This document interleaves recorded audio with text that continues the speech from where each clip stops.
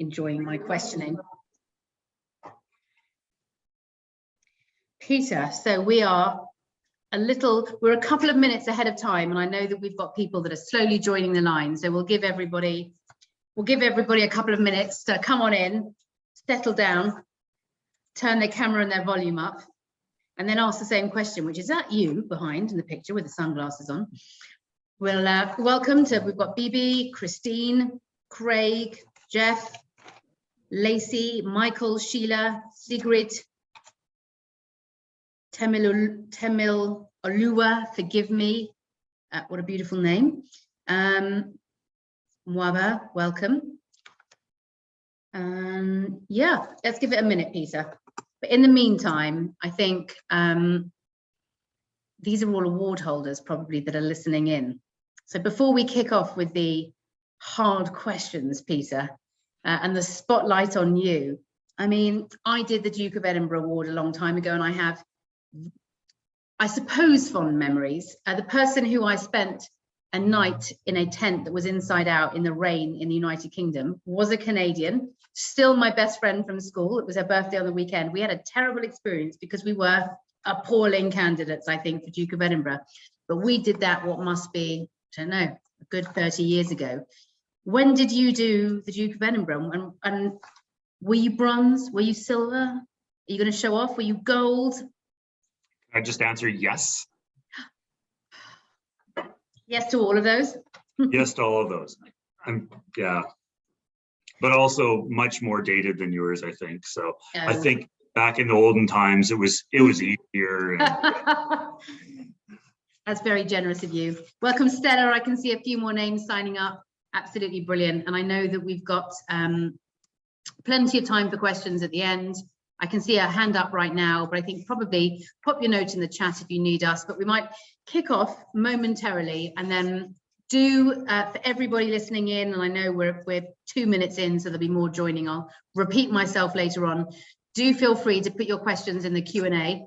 I'll read them as we go along, and then every now and then we'll stop for some audience questions. It's always much more interesting for the guest if the questions aren't just from me, but if they're from the people that are listening. So do get those in as soon as you are ready. Peter, I've got your bio here, but let's kick off. I think you're the best person to introduce yourself. Can you tell us a little bit about who you are and what you do? Sure. I'm Peter. I am a bunch of things. I'm a lawyer. I'm Canadian. I do sports stuff. I've been a coach. Yeah, kind of had a whole variety of things that, as it turns out, by this stage of my life, they've all sort of stitched themselves back together. So I get to do kind of law and sport and coaching and all that in almost the same place all the time now. Brilliant. That's a complex bio for anyone trying to introduce you. So better that you have the mishmash. And I guess a couple of things to kick off with. I mean, I know that you also are a twin, which you forgot to mention, and that your connection with the Duke of Edinburgh came from when you were a Sea Cadet. How does one go from being a Sea Cadet to a man being at the heart of the Paralympics? Tell us a little bit about your journey. I guess it's probably not that interesting a journey in some ways. It's because I think some of the values that I sort of learned through Sea Cadets, kind of the service, the citizenship. Obviously, the Duke of Ed was very complementary to that. It was embraced through the cadet movement. And I actually see, I think I recognize the name of a fellow named Jeff Oliphant on there, who would have been a cadet with me back in the 80s. And yeah, so I just kind of embraced some of those, what I'll call core values that Duke of Ed sort of brought out. And then I just sort of, I think I just kept doors open. The story of my life is often a story of just saying yes to things and just trying opportunity. And I got very, very lucky repeatedly. Just bumped into incredible people, and we sort of went on these journeys together, and that got me into sport. I was always an athlete, a really bad one, but then I found I was pretty good at chirping at people. So maybe the coaching role was a little bit better. I'm pretty loud. So you were a Duke of Edinburgh award holder. You were a loud sportsman, but you started your official career as a lawyer. Is that right? Yep. And what did you practice? I mean, I'm waiting to hear how this all threads together. Are you about to tell me you were a sports lawyer? How did this all, so how did you start your sort of beginnings of your professional life? Because I know, speaking for myself, I'm an entrepreneur, I run a software company. That's absolutely not what I did when I started. Well, my proper first starting was flipping burgers in McDonald's, but my next proper post-university one was finance, and it's just not what I do now. How did you get started from a sort of professional perspective? Well, I was also a burger flipper when I first started. You're a McDonald's alumni. Yeah, we come together, we get there eventually. So I was a full-time paid coach. That's what I was doing. And I sort of reached a crossroads where I realized that I can do the coaching thing. And then at the time, it was very short-term contracts, no certainty. It's going to have some challenges in having a real life, if you will. And I had the opportunity of law school. And I was like, well, if I'm a lawyer, I'm thinking maybe I can still do the stuff. And so I chose the law path. But I did choose sports law. So about half of my professional practice was sports. And what I found was people in the sport community would relate to me because I could speak sport. I was very fortunate to have coached at a fairly high level and had some success there. And the people in the legal community, I could speak law as well. So I was almost in a position of translating sport and law for the different communities. And then the other big piece. What did you coach, by the way, and what did you play? What were the sports that kind of started this journey for you? Tell us a bit about when you were a teenager. Well, as a teenager, I raced sailboats. And I was just good enough to hold on to hope for the future, and just bad enough now that it no longer matters. But part of being a sailing person, again, kind of like Duke of Edinburgh, there's levels. At a certain level, you become an instructor, and I just sort of gravitated towards that. Then I took a job. This is the crazy part of my story, is that I took a job one year running the Disabled Sailing Association, as it was called. I had no idea about disability. I might have met somebody in a wheelchair sometime, but I had no actual knowledge. And suddenly I'm running this big program, and it just sort of captured me. And some of the folks I was working with went to Atlanta in 1996. The first time sailing was in the Paralympics, took silver there, and that sort of kickstarted a bunch of things. But predominantly, I would be known as an athletics coach. So one of my particular athletes is the GOAT. She's the greatest of all time. So double gold Beijing, gold, silver London, double gold in Rio, 100, 200, 400, 800, 100 meter world records. Like just a phenomenal athlete, one of those just legendary people. And I got to kind of hold on to her coattails and go on a phenomenal journey with her. You sound very proud, and that sounded like also a lot of records. So tell us a little bit about, the Paralympics. There's a lot of different people live on the call. We've got some people that are 15, 16 years old. We've got people in their 40s and 50s. Can you give us a sort of layman's introduction to sort of the Paralympics, the early days? Because now we watch it on television and it seems like an absolute mainstay of on the world sporting stage. But it wasn't really always that way, was it? It certainly wasn't. Back in '96, it was very, very niche. And it's challenging because the athletes were always there. The athletes were always performing. It just took a community to kind of open their mind, open their hearts, and open their arms to embrace that community, to allow the spectacular. So London was absolutely earth-changing for the Paralympic movement. So London in 2012. I remember going into that state. So I'll contrast Athens in 2004, where we're in Athens, the birthplace of the Olympic movement. And the stadiums were empty. They bust a few school kids in. And then in London, just 8 years later, it was, I don't even know, 80,000 screaming sports fans. I was on the tube with some people, and they saw that I was sort of Canadian. I had the accreditation. They're all interested. What are you doing? I'm like, what are you going to see? They're like, we have no idea, but we've been waiting for months to go. It was just this incredible thing. But yeah, historically, very niche, a little bit of probably a lot of patronizing attitudes, quite honestly. And I love the change we've seen. It's hard sometimes because there's still a long way to go, but we need to often take these pauses in life and reflect back on just how far we've come. It's not always about the challenge, but you've got to celebrate the journey you've been on as well. Yeah, 100%. that's quite a journey, right? Remembering Atlanta, then getting all the way through to Beijing, then London, then Rio. I've got a lot of questions for you, but it sounded like a lot of records have been broken. So can you tell us a little bit about the Canadian ecosystem specifically that you're involved in, and some of the successes that you've had over the last few years? Sure. It's as everywhere, sports are a complex ecosystem, and there's a bunch of organizations. And I've been incredibly fortunate just by circumstance in many ways. I started by saying yes. So I would join things, or I'd be a participant. I would be engaged and looking for opportunity. And it kind of took a weird turn for me. So I was the chair of the Canadian Professional Coaching Association, and that happened to come with a seat on the Canadian Olympic Committee. And, so I spent 10 years with the Olympic Committee, including 6 as the vice president, and I just termed out. And now I happen to be on the Canadian Paralympic Committee, and we'll see what the next step is for me. I don't entirely know, but I do some.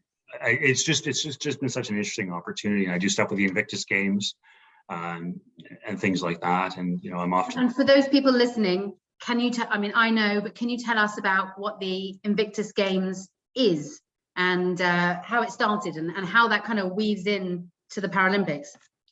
Yeah, well, it's a Paralympic style event. It was started by Prince Harry in 2014. The first edition was held in London. There's been 5 editions, and it's starting actually on Saturday. It will be in The Hague. I'm actually flying to The Hague tomorrow to go to that event. And, Prince Harry and the Duchess will be there, of course. And yeah, I've got my, if you'll forgive me, I'll what have you got for us? I've brought my special socks. Wow. To wear. I hope you're wearing shorts with that as well, so that the fans get the whole experience of the socks. Full picture. Yeah, and also I'll be honest, I think like everybody else on this, we would like to see a picture of that afterwards. You can't show us the socks and then not show us the full look. So we're expecting that on Twitter, by the way. I personally am expecting that, Peter. That's a fair assessment. I'll see if I can do one with the Prince or the Duchess in there. But yeah, so it's this Paralympic style event, but it's for injured and ill soldiers, sailors, aircrew. So basically, a lot of people have served their country. They've joined their military, and they volunteered to serve their country, and their country said, "Yeah, we'll take that service." We talk about people when they join their military, they're signing a blank check to their government that says up to and including my life, and the government sometimes cashes those checks. And so Prince Harry saw this and saw the value of sport in rehabilitation and reintegration, in bringing people back into society. And sport's a great leveler. It's a great way of connecting, and it's been a phenomenal journey. You deal with a lot of invisible injury. So we see a lot of prevalence around the world now talking about mental health as health, and not, this nasty little thing that, oh, there's something wrong with you. We don't question when someone loses a limb, but somehow we have struggles when it's a mental health issue. So it's really moving that conversation forward. And it's a special event because it has that deeper purpose. Well, yeah, and I guess, a lot of people on the line are members of the Duke of Edinburgh award holders. Lots of people are doing their awards right now. And I think that kind of concept of community, shared goal and shared direction, skills and values is something that is shared between DOV, shared between the Invictus Games, shared between the Paralympics. It's just a common community with a common goal. I wonder if you could talk about some of the skills, some of the values that you think are effectively transferable from both the award to some of the work that you're doing now. I mean, what does it take to be involved in something like that? And what should some of the younger people who are joining us today take away from Duke of Edinburgh that might be life skills going forward? Big question. Sorry, Peter. No, it's a great question. I think it's the right question, particularly for the young people, because I think back on when I was in the midst of time, when I was doing the Bronze Award. It was hard to connect maybe some of the things I was doing with the things I do now. But if you sort of keep the themes of service, of citizenship, of skills, like you're building skills, you're developing relationships, you're serving others, you're volunteering in your community. Citizenship, you care about your nation or maybe an international community or otherwise. I think if you keep those values front and center in the choices you make, I think it just sort of happens. But I do a lot of talking about the importance of being intentional, and that you can't be passive. Many of us allow things to happen to us. And I'd much rather drive the bus of my own life. I want to be behind the wheel.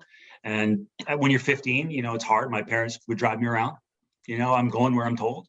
But I do get agency over time, hopefully. My mother still thinks she controls my life, quite honestly, but that's a particular, yeah, it's a particular problem I face. But I think those themes really, if you're thoughtful about it and be a little reflective, and you tie in that intentionality around, can I do this? Should I do this? And you're open to opportunity. I don't know this for many people. I think if you're 15, they're like, yeah, whatever. But it's true. If you put your hand up for stuff, you're going to get to try things. If you don't put your hand up, you won't. So open doors, don't close them. Keep doors open, open different pathways. Start with yes. Like I would say, if there's one thing I've done throughout my life, it's been yes to almost everything. Now, there's lots of reasons to say no to things, but start with yes. Start with can I? How can I? Let me make this happen. And I think as you grow and pass through a career, that mindset will set you up for a lot of success. I totally agree. You know, my dad always says to me, we come from a family of door knockers. We don't necessarily come from a family of opportunity. You know, my grandparents are refugees, but knock, ask, be open, be proactive. And actually, as I've got older, I've had to almost do the opposite, which is learn when to say no, because I'm such an opportunist, and some of my greatest life opportunities have come from just being open to rocking up to an event, or turning up to a dinner, or being at a webinar and connecting with somebody afterwards. And actually, as I get older, I recognize you can't say yes to everything, but you know, almost everything that I certainly have has been self-created, you know, with support of other people. And yet you never know where something will lead, right? And for people on the call today, maybe someone is interested in a career in technology and applies for a job at my company. Maybe there's someone that's actually going to be involved with the Olympics in Canada, and maybe they'll see you in a room and will come and say hello. You know, everything is the starting of a conversation. Totally true. Like, just so true. I agree with you. The hardest word is no. And theoretically, I can say it. And one day I think I will. It's hard. It really is. It really is. And also, when you're doing something where there's a personal passion, where there's joy created, where there's a, you know, and I'm sure that must be something surrounding the Paralympics and the Olympics in general, right? There are people working so hard to achieve the unbelievable, and then there are all the people behind them. It takes, you know, we all say it takes a village to be successful, and it's really you kind of you don't want to say no to something that could lead to a really positive outcome. But well, you don't, because you change the community. Like the purpose for all of this is really back to that citizenship thing that is a theme within Duke of Ed, of course, as well, is that through the application of sport and through the certain behaviors, whether that's being a collective or singular goals and going after them, you know, we actually change our community. Like the value of a medal is nothing. Like, we've won a bunch of medals. Who cares? It's just a medal. It's lovely. It's really cool to be fast. That's awesome. But it has no real value, except when you stand on that medal and you use it as a platform to change your world. It is the most powerful thing around. And you can inspire kids, you can inspire communities, people can galvanize around a cause. And that's the real power of sport. And it's a phenomenal power, because it crosses all socioeconomic paths, it crosses borders, it crosses disability, it crosses all of the things, and we can do it together, and it's powerful. It really is. There's that tidal wave that you feel when you're part of something like that. Peter, so I read that you've been part of a team where 25 medals have been won. That's you know, pretty astounding, and I guess part of that is being involved as a coach with people's journeys. What I've got a couple of questions to you, but my first one is the juicy one. I always want to know the kind of really human stories. Can you share one of some of your favorite moments from your journey being a coach and being involved? And you know, sometimes it isn't, as you say, sometimes it's not winning a medal, sometimes it's just the simplest things, but would love to hear some stories that really you carry with you over the years. So I'll give you one quick one. Well, it's not that, well, I hope it's quick. I hope it's quick enough. One of my favorites. So in London in 2012, we had a lot of social media challenges. Sometimes people are out on social media and they don't like you or whatever. And my athlete, Michelle Stillwell, was set up as one of the great sort of 5 rivalries in the world. And so the supporters of the other were kind of being unkind over social media. And it really got in Michelle's head. And so one of the things you do as a coach is you learn. You try and say, okay, what went wrong? How do we control it, fix it, or shape it so it's an advantage? So we removed social media off Michelle's iPad and phone and all that sort of stuff. So no Twitter, no whatever, for Rio in 2016. So we get through Rio. We're won the first race. We get to the second race. We win the second race. We've got 2 gold medals there. We do it in Paralympic record time. Like, phenomenal performance. Like, no one in the world except us thought we were going to win, and we knew it. And we crushed them. It was amazing. But we get on the bus after, and it's really just Michelle and I. And we're going back to the village, and she now is starting to load back up her her social media. And I just see her, and she just kind of goes, oh, it's there again. And I'm like, oh, I'm feeling bad for her, because like, this is a high point where we're retiring after this race. We know we're done. It's going to be going on a high. And she's like, all these people, they're calling me a goat. And I'm like, Michelle, do you know what goat means? And she's like, no. I'm like, greatest of all time. And she's like, aw, I'm a goat. And that was just such a lovely moment for me. And I think for her, we sort of shared it. There wasn't really others around. It was taking one of the negative pieces of the sport career and kind of having it be a positive one. So that's a special one for me. That really is, because also, you know, you were there at probably someone's moment of greatest happiness. And whilst obviously we talk about stepping stones and it's not always about winning, I'm sure that you have witnessed a lot of people winning, and it must presumably be a real high point in their lives. It is, you know, because you dedicate your life, every aspect of your life. It's a singular focus. And that's a challenge for people, because we have families, we have lives, but everything must fall away. If you're going to win, everything must fall away. And that's not necessarily a healthy thing. There's ways to be healthier about it. But if we get our community together and our family together and we all commit to it. So in this case, we're talking about the 100 meters. We're doing something in less than 20 seconds. And you know that on a certain day, in a certain place, at a certain time, somebody's going to say go. And 20 seconds later, it defines your career.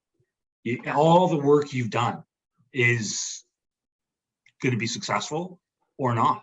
It's a tough one. Yeah, and I mean, and I wonder whether for some of the people listening, as I say, everyone's from varied geographies, varied backgrounds, varied ages.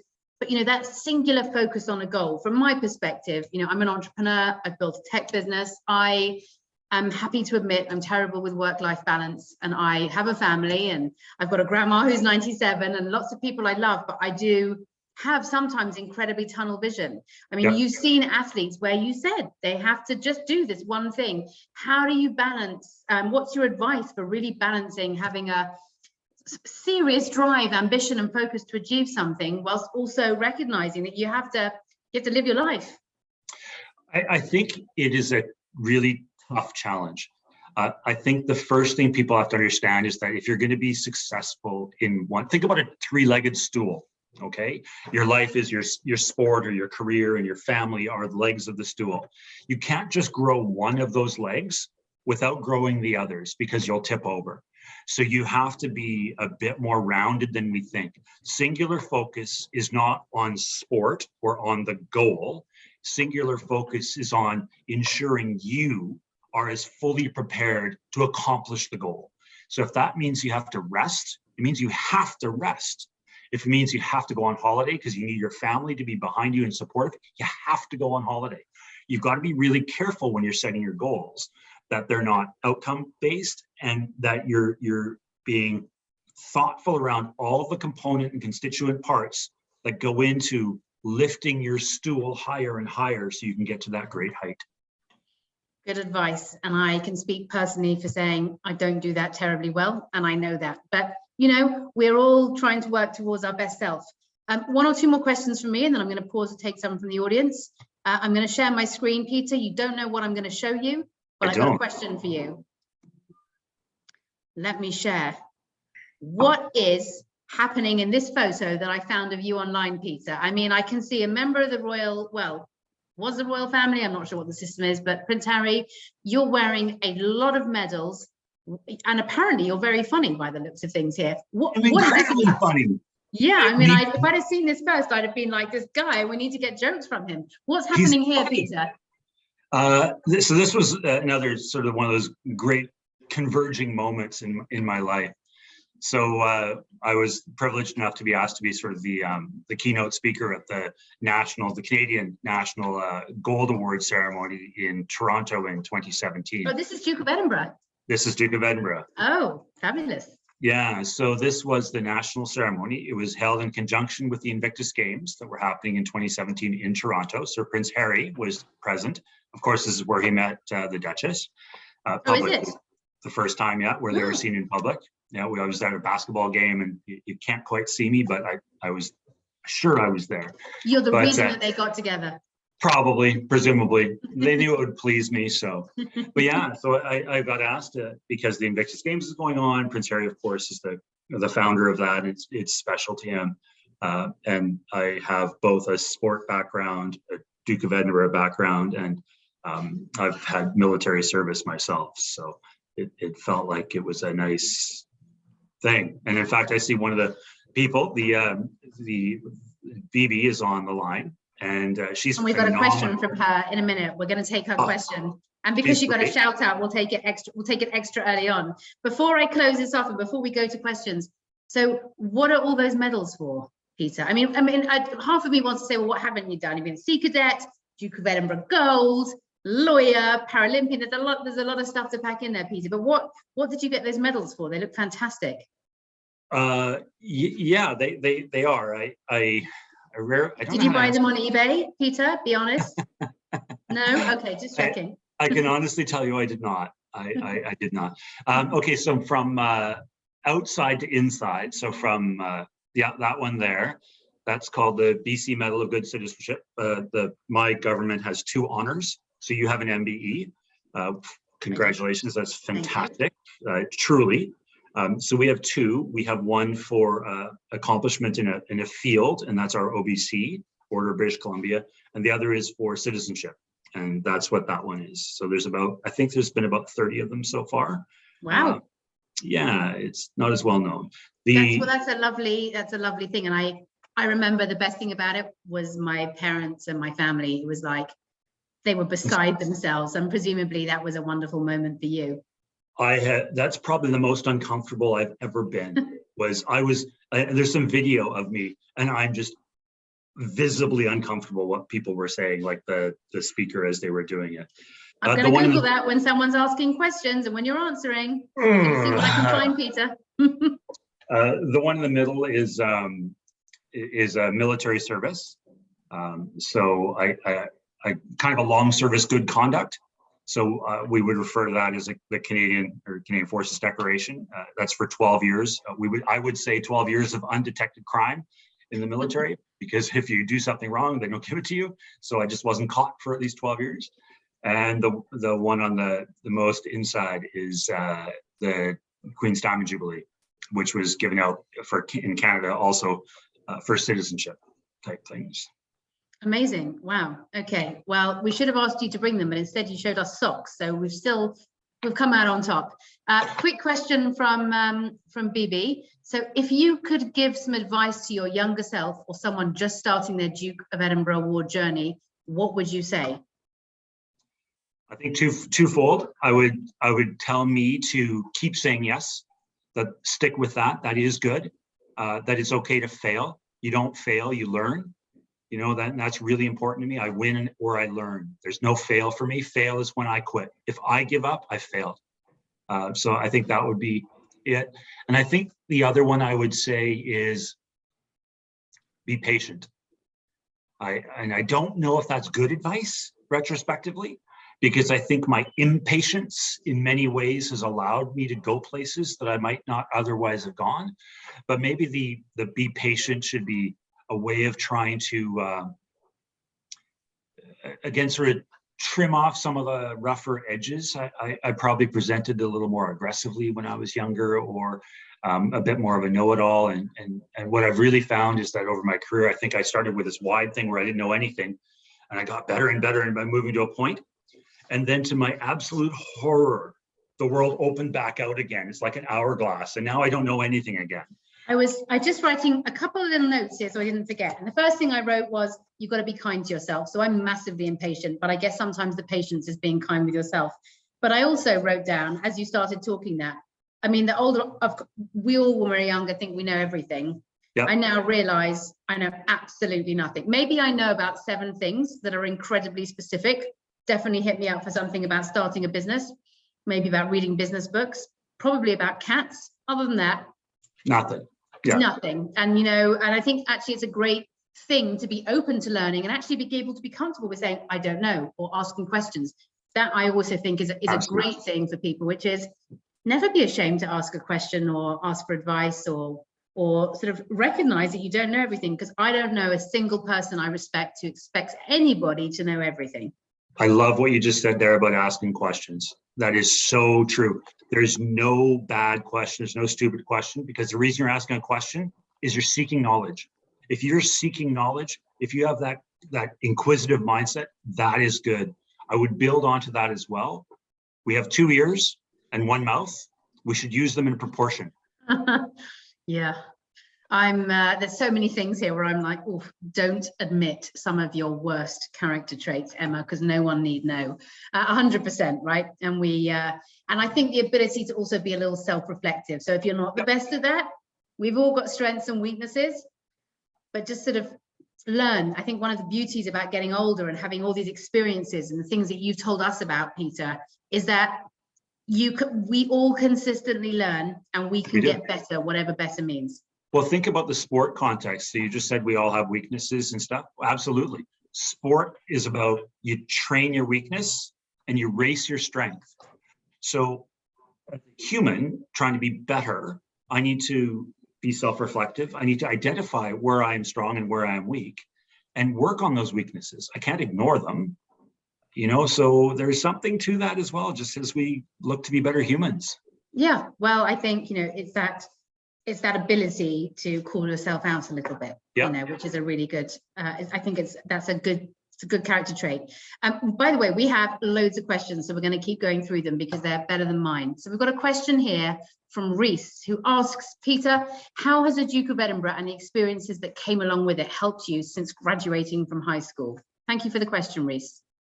I think my answer there again is about themes. The themes of the award have resounded loudly in my life. And I think it's fair to say that at every age and at every stage, I've had something that you could say was a citizenship thing happening or a skills thing happening. And I've always been somewhat adventurous, so I would be trying out different things or going on different things, whether that's an actual expedition or something else. So I think it's helped me by, in some ways, giving me I don't know, maybe it's the thing to think about, that I'm conscious of skill development, because to get through the Duke of Edinburgh thing, I had to develop some skills. And then I found that helped me. So I've transferred that into other things. So when I went back to school, to university, I applied myself and developed some skills there. So I think themes are really important. And if they're consistent throughout your life, if there's things that you gravitate towards, that you're passionate about, I think that makes a lot of things, I'm not going to say easier, but more rewarding, because it's not easy. It's always hard. You know, hard. It's hard. Things are hard, right? There's a lot of books about this, you know, how the hard thing about hard things. I mean, it is very, things don't often come easy, but it's that persistence. It's that, 100%. And what, just, you mentioned about themes and through phases of your life. What are, what's that main theme on your mind for 2022? Service, community service, giving back. I think impact is a word I use a lot now about myself in terms of we all have only so much time. Time is the most precious commodity I have. Money is in quotes easy. You can make more money, you can all that sort of stuff. You can't make more time. There's just no more time coming. So I have to be thoughtful around where I apply my time. And the lens I put it through is through impact. Where do I, and I fear the arrogance of the statement, but at the same time, no, I know I can have impact in different places. So I choose where to apply my time. And if I choose to apply my time to something, I'm going to do it all in as best as I can and do what I can to have that impact to be helpful.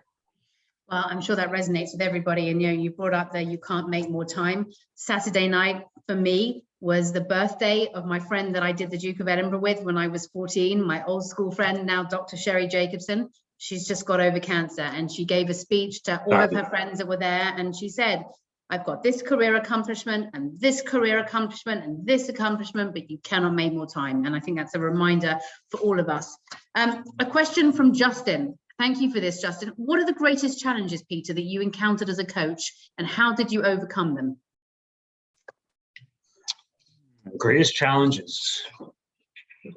I think We're here to test you. Here's the greatest challenge of your webinar is the hard questions. Yeah, I know these are great questions.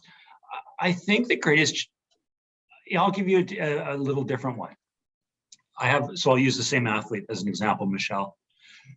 When I met Michelle, she was not in athletics. She was, maybe not as fit as she became and all this. And I saw greatness in her. She did not see it in herself. So I think one of the great challenges was being able to convince her and to create that trust that she would start on this journey, that she didn't really believe in the outcome, even though I was certain of the extraordinary talent she had. So I think one of the great challenges was being able to hold and carry that trust long enough that she could then start to see what she could become. And then we went together. So at first I kind of had to carry her, and then we went together, and maybe towards the end, she just carried me as she was phenomenal. So I think that was a great challenge. I think challenge is always in motivating people and staying motivated. We've got these great lofty goals. We want to be we did a goal, and I don't recommend this goal. It was gold or fail. Oh my God, Peter, I'm getting itchy because I know that I failed. So, but we didn't. We actually succeeded, but that's a terrible goal. But how do you go from gold or fail to what are you doing today? Like there's 1,442 days between the 200-meter race in Beijing and the 400-meter race in London. 1,442 days. That's all. You've only 1,442 opportunities to help achieve your goal or harm, but how do you scale those things down? So I think a challenge there is motivating. And a great Canadian Olympian, captain of the men's 8 in rowing, Adam Creek, has a wonderful quote that gold medals are awarded in summer, but they're earned in long, hard winters of training. So staying motivated, tying all those pieces back, having that stretch goal, being alive to it, but recognizing you have to, it's a complicated evolution, and recognizing that everything is up and down, right? It's not all high points. There are lots of lows. You might have injury, you might have a bad session, but how do you shake that off? How do you learn that resilience to then keep going? I'll stop ranting. No, it's good. And there's highs and lows. It's a really important point. I've got what I would call my tribe. I've got sort of gangs of friends who've been through the same experiences for me. And one of them is a bunch of other entrepreneurs and founders where we've all set up businesses and we understand each other's highs and lows. We pick each other up on challenging days. We high five each other on great days for celebration. And really having people that you have a shared journey with is just a really great type way to kind of feel supported. And actually a point from me and then a question from Jeff, for me, I'm like, that's what Duke of Edinburgh almost is. And it's what the alumni community is, which is, we've all trodden different paths, different countries, different experiences, bronze, silver, gold, there's just a lot of differences, but actually there's that commonality of wanting to have some skills, and some shared experiences with people of a similar age group in a similar country. And it kind of fits nicely with Jeff's question, which is, given your experience with the themes of Duke of Edinburgh, how can the DOV program get a wider audience to allow more exposure to have a wider impact? What role can alumni play in this? And I guess today's a great example, right? Because Peter, you and I would never have met. I have the joy of hosting Alumni Connect. And because we have this in common, I have a great opportunity to have a conversation with you. How I think Jeff is saying is, how can we get that going further? What does alumni mean for you? Yeah, it's an awesome question, Jeff. Thanks. And nice to hear from you again. I guess we have to talk more. In some ways, it's simple.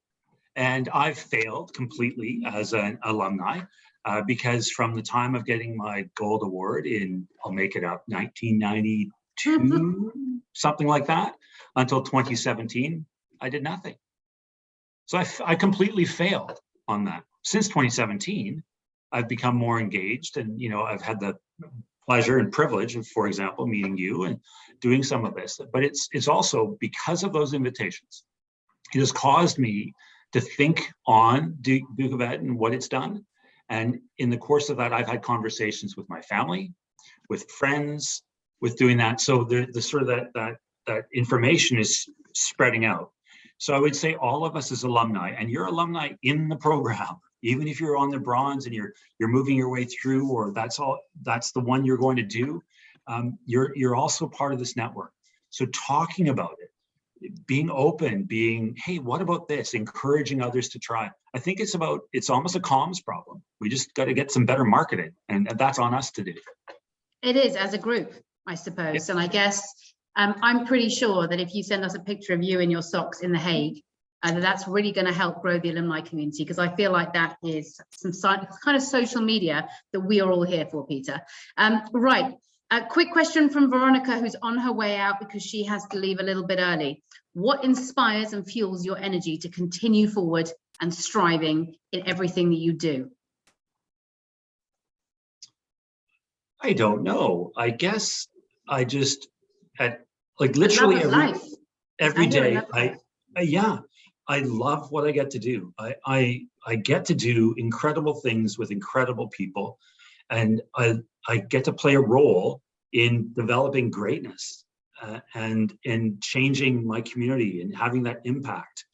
And it's such a privilege. And I almost feel like I overuse that word, but I mean it. It's a privilege. And with, Stan Lee, Spider-Man, with, power comes responsibility. Well, with privilege comes responsibility. And I feel a strong responsibility that I've gotten so much out of the things I've been able to do that I need to give back. It's not optional for me. Cadets was great. I learned how to sail. I became a coach. I did all these things. And now I have the great fortune to be in a position in my life and my career where I can really give back, and I can sort of consolidate all that stuff and sit on the board of this or the board of that and offer some guidance or some ideas or have that impact. And we all need help, right? I mean, I think, here's the thing, you and we both need help, and maybe that our knowledge and experience can help other people. And I think directing it where we can know, we can actually move things forward. If you ask me, I am a 20-year vegan, and there's a collection of things I'm terrible at. Ask me for meat recipes, terrible idea, right? Ask me about starting a business. You can't stop me from giving advice that's based on experience. And so I think also over time, like with DOV, is putting your energy into communities where you know that you can have an impact is it's helpful for everybody, right? It's wonderful to be a part of, and it gives you, when you're tired and exhausted from too much to do, that energy and it wakes you up. You're like, oh yeah, 100%. We all have day jobs or school or homework, and it's like, where am I going to find the energy? But when you do something you're passionate about, it just you can't stop yourself, can you? You light up, you just get going, and suddenly you're not as tired. It's fabulous. It's like a natural high, which is definitely the right kind of high to go for. Right. We've got a question from Shireen. Thank you for this, Shireen. Hi, Peter. Wonderful talk today. I agree. Do you have a favorite memory from your involvement in any of the Olympic or sporting activities that you have participated in? So I know we've got that greatest of all time, great story. Anything else that you can share that comes close to that? Yeah, I think I was working with another Paralympian. She had been in track and field, quadriplegic, got injured, and got her into hand cycling. So the problem with the track and field from the wheelchairs, you're punching, and she actually hurt her fingers. Like, how ridiculous! You got a sore finger and you're out of sport. But we put her in a hand cycle, and she was is this remarkable woman who would never take no for an answer. So she developed, in consultation with some people at the University of Victoria, some really big-brained engineering people, a sip and puff system to change gears on a hand cycle, a bicycle. So you'd blow into a tube and it would change the gears, because she didn't have finger control. So she could pedal, but she'd have to take her hands out to brake or to shift gears. And slow her down. If you ever ridden a bicycle, you don't want to be having to choose between braking and turning. That's a bad choice. Yeah. So she developed this system, which took her from being a recreational athlete to back to high performance. She was elite, and she ultimately won the overall World Cup, the first ever white jersey awarded to a quadriplegic in 2011. So that was an absolute high moment for me. Wow. And, that just gives us all a sense of perspective, which is what you can achieve when you put your mind to it. Because if that isn't a set of physical disadvantages that should set you back mentally and physically, actually, I don't know what is. How spectacular to be able to witness and be part of those journeys. Incredible. We've got a few more questions and not much time left. So I'm going to go in order of questions from people we haven't had questions from before. A great question from Mariam, who wants to know what piqued your interest in youth creativity and presumably some of the projects you've been involved with younger people.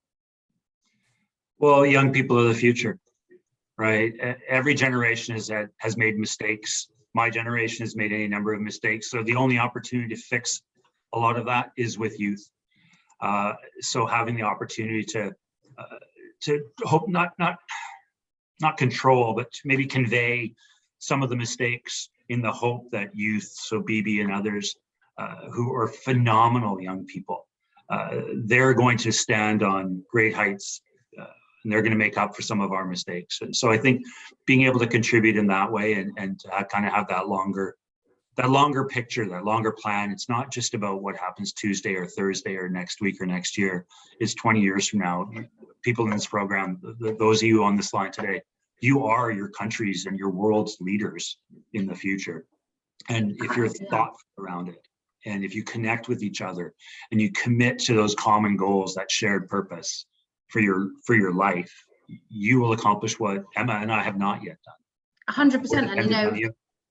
And Peter, I think you'll agree, right? You just don't know where the next innovation or progress comes from. Absolutely. I was, looking earlier today at some programs around helping some refugees secure jobs. And I was just commenting, Google, Einstein, those were refugees to countries. You have no idea where the next big idea is going to come from. Yeah. Age, geography, and giving everybody as many opportunities as you can when you have, over a while.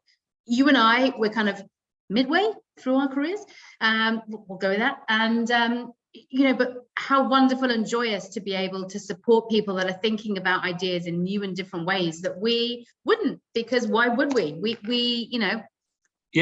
learned what we've learned, and one of the challenges, I think, is as you go through life, you in some senses you narrow, because you've learned a thing and you move to the next thing, you've had all these experiences, so we get into a bit of a tunnel of our experience. Whereas with youth, I think, again, that's one of the things I would encourage all of you: stay open-minded, look for opportunities, start with yes. All of those things thematically are about not being closed to possibility for that new innovation, for that disruptive thing that's going to change the world.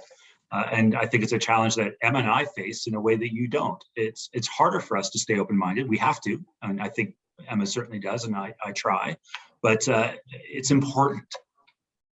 Yeah, well, as you say, look for opportunities. And we've got a question here from Temelolua, who's asking about what the opportunity is of Duke of Edinburgh, what its advantages are. I mean, I think we've got lots of people here already involved, but for those of us wanting to advocate and talk about why is this something you should do, what would be your answer for that?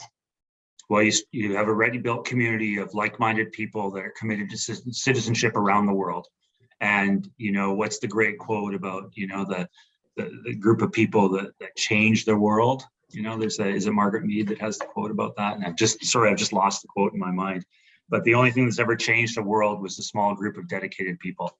And that's what we are. I think we, as the Duke of Edinburgh, with those themes, those values infused in our life and our behaviors, we are the group that can change that world, because the focus is right, in my view. Again, citizenship, caring for others, having that impact, that's valuable. 100%. And we absolutely can all make an impact. I mean, what one of my aunties always used to tell me is, have you seen how much impact a mosquito makes and how small it is? Which is probably not the best way to think about it, but she made a good point. She made a good point. We've got a question here from Derek for me, and I'd love to hear what you think as well, Peter. Derek, who is in Singapore, said he managed to retain his DOV gold, even though there was no national award organization where he lives. And now, as an alumni, he's hoping to do his part to bring lots of like-minded people together to start the DOV in Singapore. What a fantastic ambition to have. Your question to me, and it would be fantastic to hear what Peter has to say too, is Emma, as a serial entrepreneur yourself, who would you team up with to start a national operator in your 20s? Well, from my perspective, my answer would be, it depends what you most need. Do you need money? Do you need advertising? Do you need office space? What do you need? And I think maybe what you should do is start by finding out who in the Duke of Edinburgh alumni community that did the award is in Singapore now. There must be a handful of people based in Singapore who I bet did DOV elsewhere in the world, and I bet they'd really like to help you, because that's a fantastic ambition. So look for the people who understand what DOV means and see if you can't get together a little group. Maybe get together once a quarter. Maybe after a year you can really get something moving. But do feel free to connect with me on LinkedIn and let me have a little think about whether I also personally know anybody in Singapore who might be helpful. Peter, what would be your advice if Derek's really trying to think to mobilize and get started in Singapore? Well, I would start by echoing yours. Build a community. Find others that are like you. Get everyone together, because that's powerful. You have one voice. With that group, you are many. What I would also say, though, is I would encourage you to connect. So I believe a lot in partnership. I can do something myself, but together we're stronger. We will go farther, we'll be better, we will do all that. So I would maybe connect with one of those schools where you can't afford the fees, but maybe there can be some sort of partnership where the school, which already runs the program, can assist you.